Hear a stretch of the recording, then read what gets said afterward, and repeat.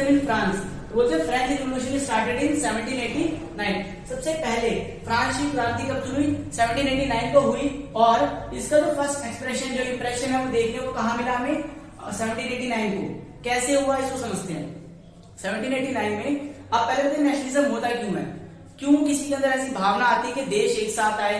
क्यों किसी के अंदर ऐसा फील होता है कि यार गलत हो रहा है या देश में गलत हो रहा है?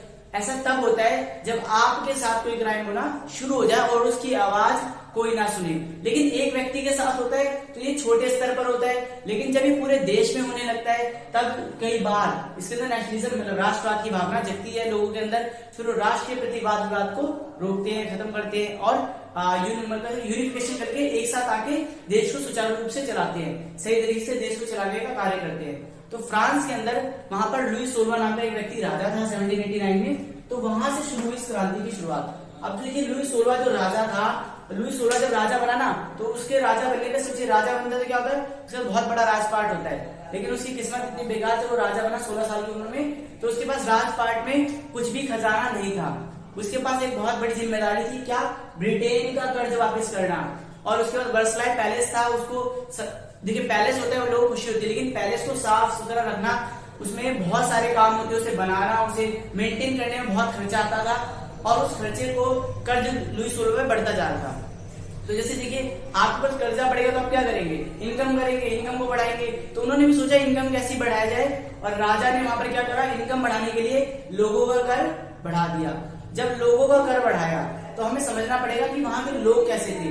वहां के लोग 3 वर्गों में बटे हुए थे। सबसे पहले लोग जो आते थे, जो पिजेंट्री होते थे, कैसे के जो पादरी वर्ग में आते थे, दूसरे मध्य वर्ग के लोग, तृतीय स्तर कुलीन वर्ग। कुलीन वर्ग के लोग हमेशा क्या करते थे? वो हमेशा टैक्स पे करते थे।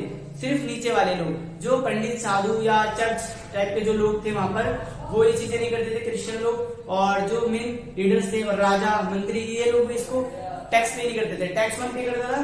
तृतीय वर्ग के लोग। अब तृतीय वर्ग के लोग जब टैक्स पे करने लगे, तृतीय वर्ग के लोग जब टैक्स पे करने लगे लगातार एक समय पे, तो क्या हुआ? उनको बड़ा बेकार लगा कि हमारे ऊपर टैक्स बढ़ाया जा रहा है। तो उन लोगों ने मिलकर क्या किया? लुई 16 को मार दिया। लुई 16 को मारने के बाद फिर शुरुआत होती है नेपोलियन की। नेपोलियन की शुरुआत कब हुई? 1799 में नेपोलियन ने एंट्री करी एक तरीके से। उसके पास एक पॉलिटिकल पावर आई, उसने वहां के लोगों को सिखाया किस तरीके से एक अधिकारी एक तरीके से राज करता है। और उसने बस उसके कुछ हम जैसे कहते हैं कुछ सिविल कोड से, सिविल कोड का मतलब होता है उसके कुछ नियम थे। वो लोगों से टैक्स लेता था, आर्मी में ज्वाइन कराता था, ऐसी चीजें उसके पास थी। और वो वहां का रोडवेज, टेक्नोलॉजी, ये सारी चीजें उसने डेवलप भी करी। बट उसकी रॉन्ग थिंग क्या थी कि उसका मानना था कि हमें कोई चीज चाहिए तो दूसरे देश से क्या करना है? अटैक करके वहां से रिसोर्स ले लेंगे। और वो दूसरे देशों पे हमला लड़ाई पे ध्यान रखता था। 1799 में जब उसके पॉलिटिकल पावर आ गई तो उन्होंने मोनार्की स्टॉप, वहां राज शासन खत्म करके क्या किया गया? नेपोलियन ने अपने नियम बनाए, खुद के नियम बनाए, खुद के द्वारा देश को चलाने की कोशिश करी। और बोला जाता है 1804 में उसने अपने सिविल कोड, मतलब सिविल कोड कह सकते हैं नेपोलियन कोड, जिसके अंदर नेपोलियन के रूल लिखे हुए थे, उनको लोगों के ऊपर स्थापित करवाया। लोगों ने उनसे मानना शुरू किया। लेकिन वहां के लोग इस बात से परेशान नहीं हुए, उसने बाकी देशों से युद्ध करना शुरू किया। और जब एक देश से युद्ध किया, दूसरे देश से युद्ध किया, समझिए यूरोप इतना बड़ा द्वीप है, इसमें इतने सारे देश हैं। अभी देश एक दूसरे से लड़ रहे हैं, और देश नहीं रहे, सिर्फ एक देश लड़ रहा है। कौन? जो फ्रांस। फ्रांस में कौन बैठे? नेपोलियन। नेपोलियन इतना खतरनाक बंदा था कि उसे कभी किसी से डर ही नहीं लगा। उसने हमेशा एक चीज पे ध्यान दिया, जैसे एक नीति थी उसकी, आर्मी की फोर्स बढ़ाता था अपनी, और जितने भी यंगस्टर्स होते थे यंग एज के, उनको आर्मी में जबरदस्ती ज्वाइन करा के युद्ध करने का काम था उसका। बाकी देशों से लूटपाट करके कुछ ना कुछ लेके आना। तो इसमें क्या हुआ कि कुछ समय बाद बाकी सारे देशों ने सोचा कि क्यों ना हम एक बैटल करें, क्यों ना हम एक युद्ध करें और युद्ध के द्वारा उसे हरा दें। तो फिर 4 महाशक्ति एक साथ आ गई, जिसे प्रैग कहा जाता है। पर्शिया, रशिया, ऑस्ट्रिया, ब्रिटेन, 4 देश एक साथ आए और उन देशों ने मिलकर क्या किया? फ्रांस को युद्ध में हरा दिया। फ्रांस को युद्ध में किसने हराया? प्रैग ने। Persia, Russia, Austria, Britain. अब समझिए नेपोलियन का यहाँ पर अंत होता है। क्या फ्रांस की क्रांति हो गई? क्या फ्रांस एक डेमोक्रेटिक राज्य बन चुका था? अभी तक तो नहीं हुआ। अभी तक क्या हो रखा है वहां पर? देखिए 1815 तक अभी तक वहां पर क्या हुआ? नेपोलियन की सिर्फ डेथ हुई है। नेपोलियन की डेथ के बाद वहां के हालात और बिगड़ गए, क्योंकि एक ऐसा समय आ चुका था जहां पर कोई लीडर नहीं था एक देश को सुचारू रूप से चलाने के लिए। और जब लीडर नहीं होते किसी देश में एक देश को सुचारू रूप से चलाने के लिए, तो देश क्या होता है समय समय पे खराब होता जाता है। 1815 के बाद वहां के हालात हम जानेंगे, और जो मुख्य क्रांति का दौर माना जाता है वहां का 1830 से लेकर 1848 माना जाता है।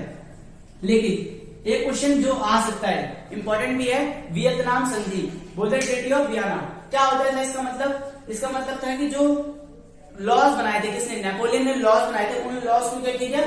खत्म किया गया, ताकि नेपोलियन के जाने के बाद जो लोगों के पास नेपोलियन कोड है, सिविल कोड है, उनको खत्म करने के लिए एक ट्रीटी ऑफ वियना हुआ, मतलब एक संधि साइन की गई, एक नियम के कायदे कानून पे साइन किया गया कि खुद से अब कोई नियम जो नेपोलियन के हैं उनको हटाया जाएगा, खुद से जो वहां पर एक नया कह सकते रूल आएंगे, उसे क्या कहा गया?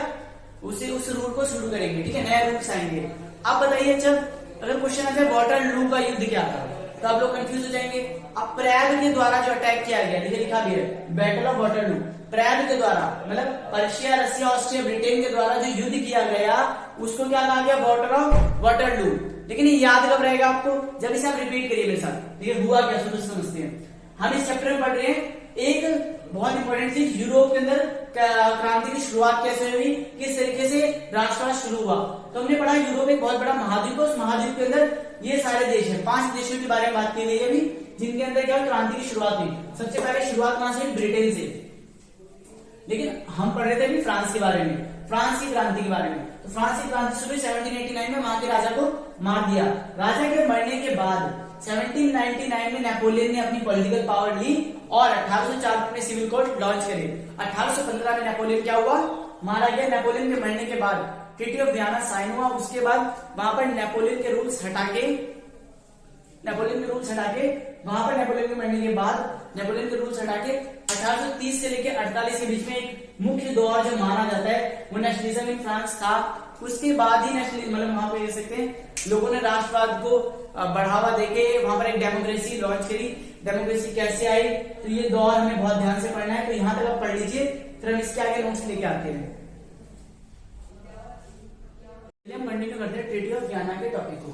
मैंने आपको बताया था किस तरीके से वो संधि जो बनाई गई थी। संधि का मतलब क्या होता है? रूल रेगुलेशंस जो तैयार करे गए थे, उनमें क्या किया गया, जिसका उद्देश्य था कि उस देश के अंदर जो परिवर्तन आए हैं, जिसका उद्देश्य था उस देश में जो परिवर्तन आए उनको खत्म किया जाए, उनको समाप्त किया जाए, ताकि वहां के लोग जिस तरीके से नेपोलियन के राज में रहने की आदत पड़ गई थी, परेशान हो चुके थे, और जो गलत नियम थे उनको हटाया जा सके। अगर मैं नेपोलियन की बातें बताऊं, कुछ इंपॉर्टेंट रूल्स, तो सबसे पहले उसने सबको ने संपत्ति का अधिकार दिया था। ये बहुत अच्छा रूल था कि सभी व्यक्तियों को संपत्ति का अधिकार दिया। उसके नेगेटिव पॉइंट थे, टैक्सेस बहुत बढ़ा दिए थे उसने। भाई रूल, जैसे रोडवेज बनानी है, आप खुद ही सोचिए, रोड बनाने उसने टैक्स ज्यादा ले लिए।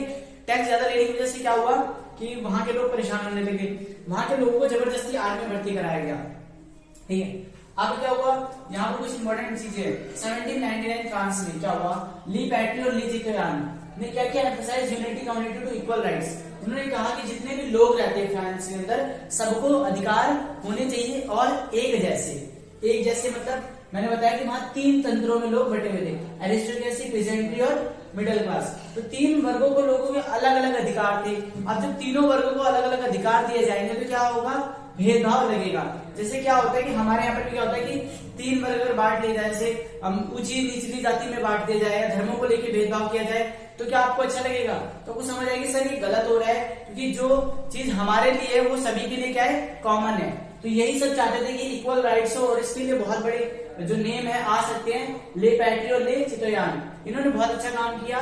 French become a national language. वहां की जो फ्रेंच भाषा को नेशनल लैंग्वेज दी गई, जिसे भारत की राष्ट्र भाषा दी गई है हिंदी, वैसी फ्रेंच को क्या गया है, नेशनल लैंग्वेज से माना गया। इंटरनल कस्टम ड्यूटीज वर एबलाइज्ड, मतलब आंतरिक जो हमारे पर एक देश में छोटे छोटे से कर लगते थे, या जो कस्टम ड्यूटीज देनी पड़ती थी, कर अलग जो लगते थे, उनको क्या किया, एबलाइज किया, उन्हें खत्म किया गया। अब यहाँ पर बोलते हैं बहुत अच्छी चीज कि पहले हम तीनों वर्गों को समझते हैं, था क्या, एरिस्टोक्रेसी, पीजेंट्री और मिडिल क्लास। एरिस्टोक्रेसी में कौन आता था, हाई क्लास लैंडलॉर्ड, मतलब बहुत ऊंचे तरीके के जमींदार। लेस पॉपुलेशन थी, इनकी जनसंख्या कम थी, ऑल राइट्स, इनके पास सभी तरह के अधिकार प्राप्त थे। इनके पास पॉपुलेशन थी लो क्लास लैंडलॉर्ड्स, ठीक है, इनके पास क्या थे, जमींदार, पर ये थोड़े लो लेवल के थे। मोर पॉपुलेशन, इनकी पॉपुलेशन ज्यादा थी, इनके पास कोई अधिकार नहीं था। Small holders and agriculture labours, ठीक है, इसमें क्या होते थे, छोटे मोटे लेबर्स आते थे। मिडिल क्लास में कौन आता था, एजुकेटेड पीपल्स, और जैसे टीचर, लॉयर, या वो लोग जो करते थे अच्छे लेवल पे इनकम करते थे, पर वो इतना ज्यादा पैसा नहीं कमाते थे कि क्या हो एरिस्टोक्रेसी के अंदर आए। तो क्या होता था कि इन दोनों लोगों ने अपनी ग्रुपिंग करके, इन दोनों लोगों ने जब समझा इस चीज को, मिडिल क्लास तो पढ़े लिखे थे, इसलिए इन्हें समझ आया कि पीसेंट्री जो है ना, इनको भी राइट्स की क्या जरूरत है, और बोलते हैं the middle class is a class of people in the middle of social hierarchy. मतलब अगर समाज में देखा जाए तो 3 वर्ग ही बनते हैं, एक अमीर, एक गरीब, और एक होता है मध्य वर्ग। तो जो मध्य वर्ग के लोग थे वो पढ़े लिखे थे, इसलिए वो देहाती की परेशानी, मतलब गरीब लोगों की परेशानी समझ पाए थे, और तभी से वहां पर क्या हुआ, एक कह सकते किस तरीके से शुरुआत हुआ रिवोल्यूशन की। अ कल्चर और movement that rejected nationalism by science and reason. देखिए एक ऐसा कल्चर, एक रीति रिवाज जो होते ना, अब देखिए रीति रिवाज जो पुराने समय के थे उन सबको क्या किया जा रहा है, आज की डेट में हटाया जा रहा है। क्यों? क्योंकि साइंस जब आगे बढ़ रही है तो क्या डेवलप कर रही है, समझ पा रही है कि एक्चुअली में जो कल्चर है, जो कल्चर कहा जा रहा है वो लोगों के ऊपर थोपा जा रहा है। जैसे था पहले यहाँ पर हमारे देश के अंदर, आपको पता होगा कई कई रूल्स ऐसे थे, जैसे सती प्रथा। गर्ल्स क्या करती थी, जो मैरिज वाइफ होती थी उनकी क्या होती थी, हस्बैंड के साथ जला दिया जाता था, हस्बैंड के डेथ के बाद उन्हें जला दिया जाता था, ये प्रथा चल रही थी। तो उस प्रथा को समाप्त किया गया। तो वैसे यहाँ पर बता रहे कि किस तरीके से उन जो पुराने कल्चर से उनकी मूवमेंट्स को खत्म करके एक रोमांटिसिज्म शुरू किया गया, प्राकृतवाद, till the mid 18th century. Mid 18th century का मतलब क्या हुआ, 1850 1848 की बात कर रहे हैं। There was no nation states, मतलब वहां पर अब विभाजन नहीं था, एकता की बात शुरू हो चुकी थी, और एकता की कह सकते हैं डेमोक्रेसी आ चुकी थी। वहां पर नए रूल रेगुलेशन आने थे, जिसके लिए जो नेता होगा या जो लीडर होगा उसे वोट्स के द्वारा ही चूज किया जाएगा।